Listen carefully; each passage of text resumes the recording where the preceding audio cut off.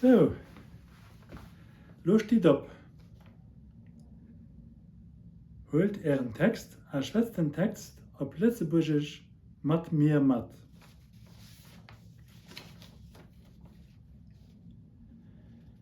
Dekodieren. Spruch am Kur. Entschuldigt, ech hunn eng froh. Wéi seet een Boulanger op Lützeburgisch? Dat ass e Bäcker. Wat heescht Boucher? Dat ass e Metzler. Ech verstinn dat net. Da lauschter no. Ech hunn dat net verstanen.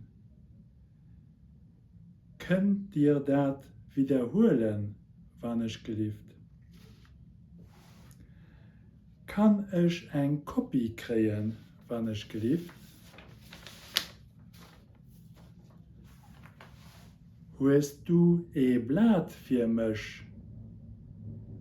Hei huest du eend? Kannst du mir e Bik leinen?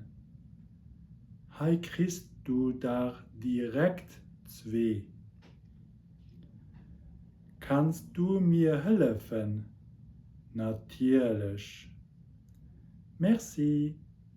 Gern geschieht. Schwätz net so viel, lauschter no. Lies 3 Seiten an notéier dir dat Wichtigst op e Blatt. Unterstreich die Wörter, die du kennst.